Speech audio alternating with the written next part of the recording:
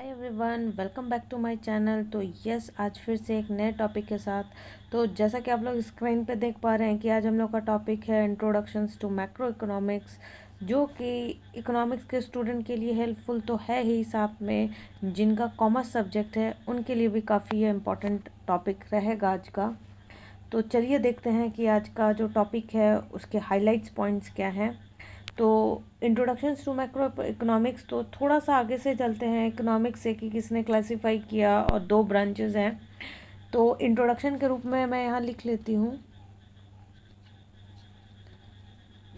और हाँ, मैं ये एक बात पहले भी बता दूँ कि वीडियो लंबी हो सकती है, क्योंकि मुझे लगता है कि वीडियो की क्वालिटी के साथ कोई कॉम्प्रोमाइज़ नहीं की जानी चाहिए।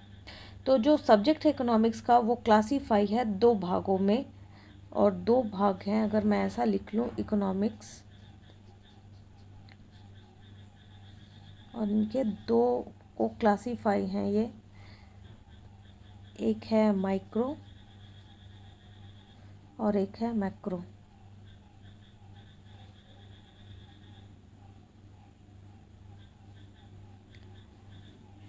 भाई, रगनार फ्रिक्स एक नॉर्वेन इकोनॉमिस्ट थे एंड को रेसिपिएंट्स भी थे। फर्स्ट नोबेल प्राइज़ उन्होंने जीता था इकोनॉमिक साइंस में, जिन्होंने माइक्रो वर्ड कॉइन किया था, और जिसका मतलब होता है स्मॉल।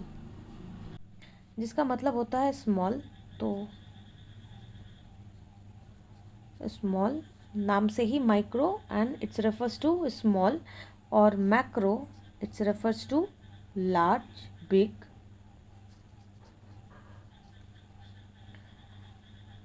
लेकिन macro economics in its modern term began करता है जॉन मेनार्ड केन्स, जो J.M. केन्स के नाम से भी फेमस हैं। और इन्होंने एक काफ़ी फेमस बुक लिखी थी, the general theory of employment, interest and money, जो कि पब्लिश हुआ था 1936 में। केन्स ऑफर्ड करते हैं एक्सप्लानेशन की fall out from the great depression when goods remain unsold and workers unemployed. मतलब इसका मतलब ये है कि जो मॉडर्न इकोनॉमिक्स है या फिर जो मैक्रो इकोनॉमिक्स है, उनको जिसने कॉइन किया था वो J.M. केन्स हैं। मैं यहाँ लिख लूँ, J.M. केन्स। और इनकी एक बुक है, इनकी बहुत सारी बुक है, फेमस बुक है the general theory, the general theory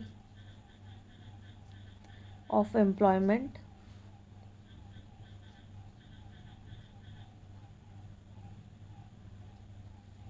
interest and money.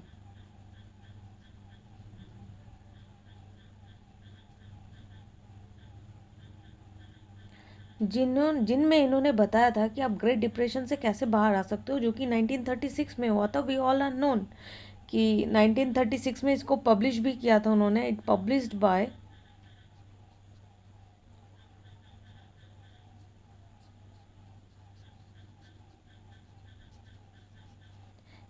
इन 1936। ठीक। तो केन्स ऑफर किए थे कि अभी हम लोगों ने सुना भी कि जो केन्स ऑफर किए थे ग्रेट डिप्रेशन से कैसे फॉल आउट करते हैं, कैसे निकल सकते हैं, कब? जब गुड्स अनसोल्ड रहे, वर्कर्स अनएम्प्लॉयड रहे। तो Keynes regarded as a father of modern macro economics. अगर मीनिंग देखें मैक्रो इकोनॉमिक्स का थोड़ा सा ब्रॉडर टर्म में, और अंदर थोड़ा सा डेप्थ में जाएं, क्योंकि हम लोगों का टॉपिक ही वही है। तो meaning of macro economics: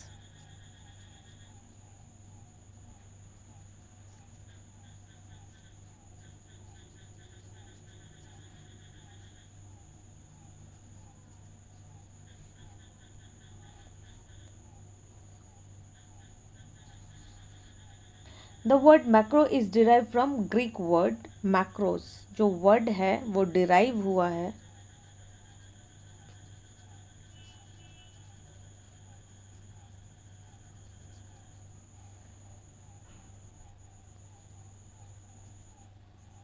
macros, और जिसका मीनिंग है क्या? Large. Hence macro economics is the study the economy as a whole. मैं थोड़ा सा लिख देना चाहूँगी यहाँ। कि भाई मैक्रो इकोनॉमिक्स क्या है। स्टडी है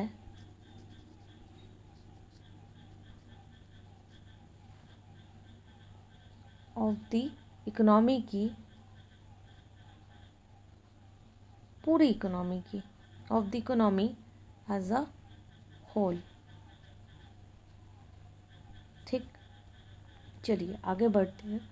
अगर अदर वर्ड्स में बोला जाए तो इकोनॉमिक्स डील करता है एग्रीगेट, और एग्रीगेट में बहुत सारे टर्म आते हैं, जैसे नेशनल इनकम हो गया, एम्प्लॉयमेंट हो गया, आउटपुट हो गया।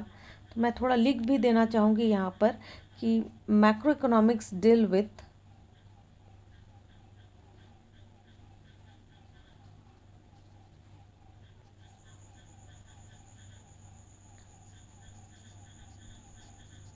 क्योंकि हमने पढ़ा कि the economy as a whole, तो एग्रीगेट के बारे में है। विथ एग्रीगेट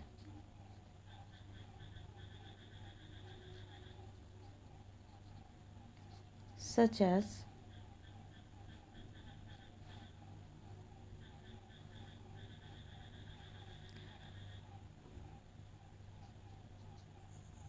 नेशनल इनकम, क्योंकि भाई कंट्री है, कंट्री के बारे में पढ़ना है, तो भाई इनकम, वो भी नेशनल इनकम। दूसरा बात करें तो भाई आउटपुट, और अगर थर्ड की बात करें तो एम्प्लॉयमेंट। तो कुछ एग्रीगेट टर्म है जो इकोनॉमिक्स में, मैक्रो इकोनॉमिक्स में हम लोगों को आगे देखने को भी मिलेगा, और स्टूडेंट्स पढ़ते भी हैं इनके बारे में। तो macro economics is also known as economic theory, और सॉरी इनकम थियरी भी बोला जाता है। Macro economics is also known as income theory, मतलब हम लोग इसको इनकम थियरी के भी नाम से जानते हैं।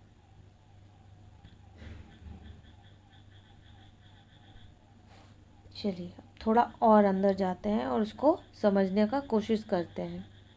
तो थोड़ा सा फ्लो चार्ट बना के समझाना चाहूँगी मैक्रो इकोनॉमिक्स, जो कि स्टडी करता है इकोनॉमी एज अ होल। तो फ्लो चार्ट बनाते हैं और इसको और समझते हैं clearly. Study of the economy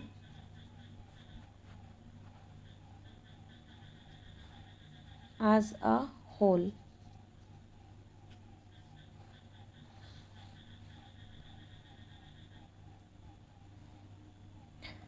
तो भाई चूँकि फ्लो चार्ट बनाना है तो मैं थोड़ा सा स्पेस ले लेती हूँ और कलर भी चेंज कर लेती हूँ पेन का। तो ये रहा, जिसमें मैक्रो इकोनॉमिक्स। तो चूँकि एज अ होल पढ़ रहे हैं तो द बिग पिक्चर,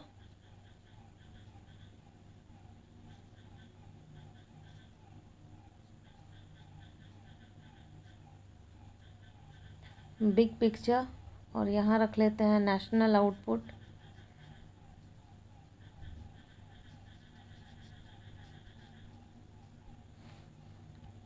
और यहाँ रख लेते हैं इन्फ्लेशन,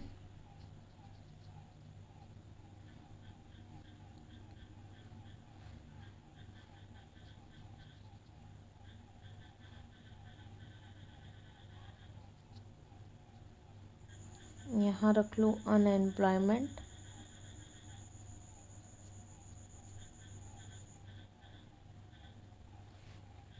यहाँ रख लूँ national income,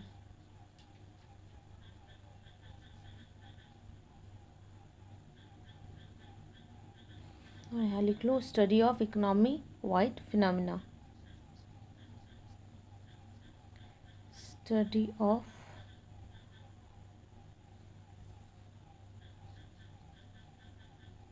economy wide phenomena.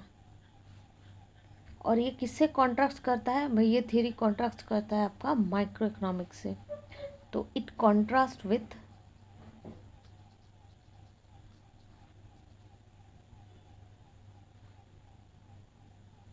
Micro economics, क्योंकि हमने अभी पढ़ा कि इसके दो ब्रांचेज हैं, micro and macro.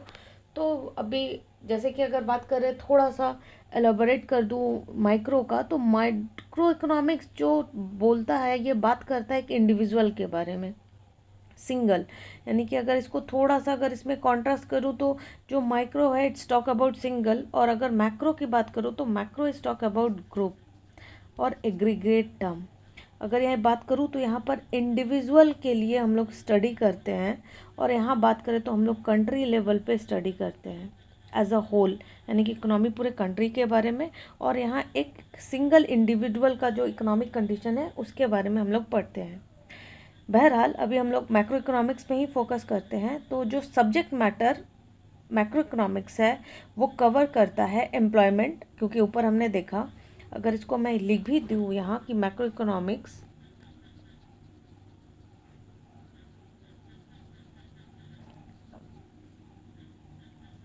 Are the areas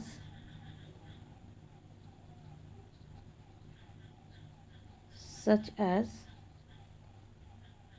employment, जिसको भाई रोजगार भी बोला जाता है, दूसरा नेशनल इनकम, राष्ट्रीय आय,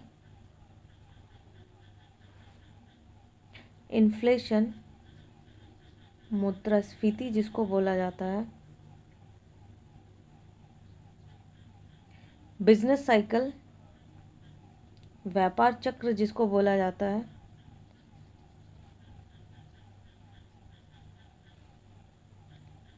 पॉवर्टी, गरीबी,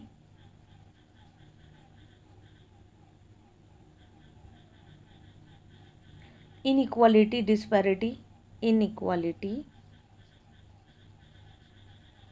विषमता, डिस्पैरिटी,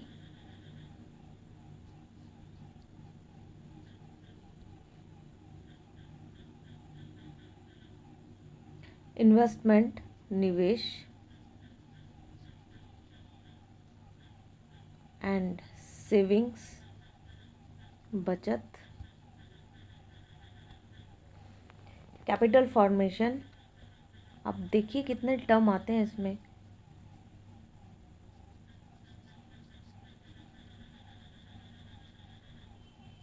कैपिटल फॉर्मेशन, इंफ्रास्ट्रक्चर,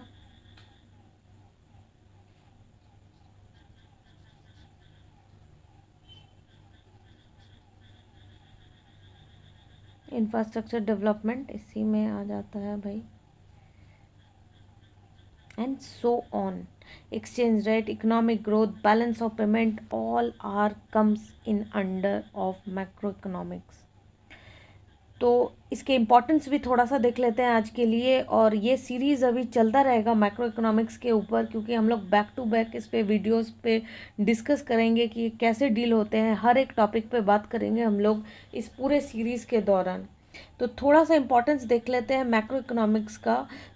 तो मैं यहाँ हेडिंग भी डाल दूँ, इम्पोर्टेंस ऑफ मैक्रो इकोनॉमिक्स।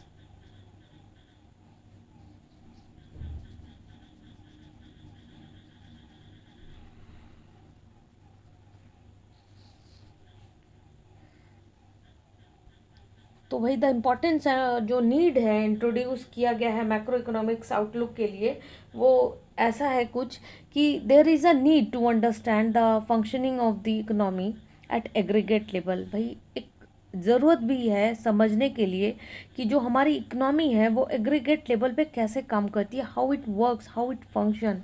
तो अगर इसका पहला पॉइंट लिखूँ तो मैं need to understand, need to understand the functioning of the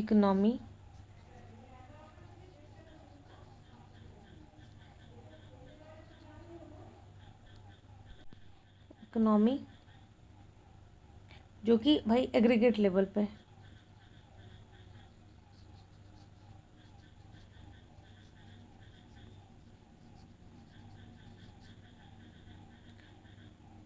और ये इवॉल्व करता है suitable strategies and to solve the basic problems prevailing in an economy, कि भाई इकोनॉमी में जो भी प्रॉब्लम्स हैं उसको कैसे सॉल्व किया जाए, कौन से स्ट्रैटेजीज यूज़ किए जाए। तो ये इम्पॉर्टेंस है, एक है मैक्रो इकोनॉमिक्स के ऊपर। दूसरा जो है वो है अंडरस्टैंडिंग द फ्यूचर प्रॉब्लम, भाई जो फ्यूचर में आने वाला है। जैसे हम लोग जो इकोनॉमिस्ट हैं वो अंदाज़ा लगाते हैं, अज्यूम करते हैं कि may be it happens in future, तो उसके लिए भी हम लोग पॉलिसीज़ एंड स्ट्रेटजीज बनाते हैं कि भाई इसको अवॉइड कैसे किया जा सके। तो वो भी एक पॉइंट है यहाँ पर कि इसका जो नीड है, इसका जो इम्पोर्टेंस है वो इसलिए भी है कि भाई अंडरस्टैंडिंग द फ्यूचर्स प्रॉब्लम,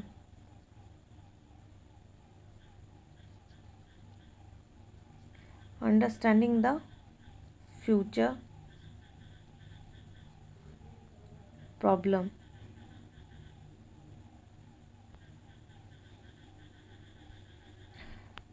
उसके चैलेंजेस, नीड्स, प्रॉब्लम्स तो है ही, नीड्स ज़रूरत क्या है,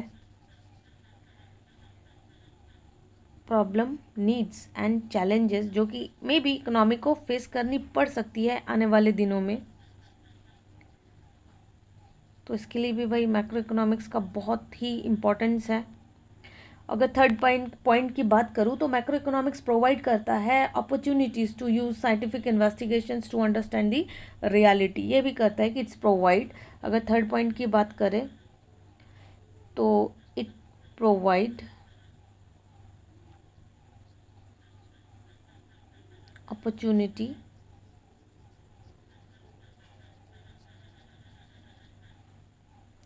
to use scientific investigation to understand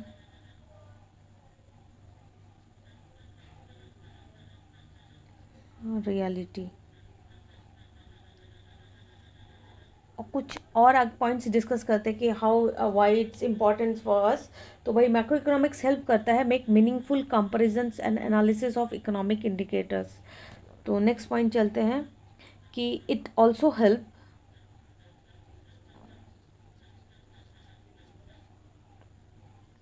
helps to make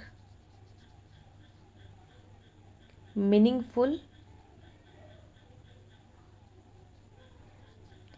comparison and analysis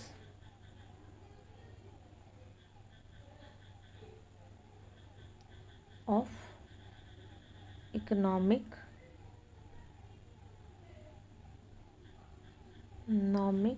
indicators।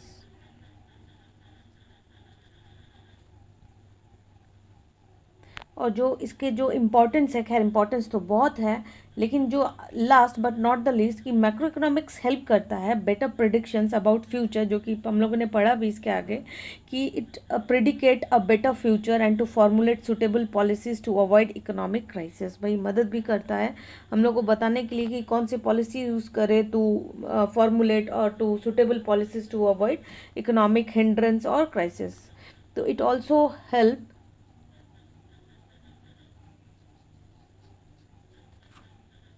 helps for better predict करता है एक्चुअली, मतलब हाँ थोड़ा बहुत आसपास पहुंच ही जाता है, थोड़ा बहुत क्या, most of the close to रहता है वो, फ्यूचर प्रॉब्लम का बता ही देता है कि आने वाले दिनों में कैसे क्राइसिस देखने को मिल सकते हैं या फिर बूम देखने को मिल सकता है या डूम देखने को मिल सकता है। तो ये मदद करता है हम लोगों की फॉर्मुलेट सुटेबल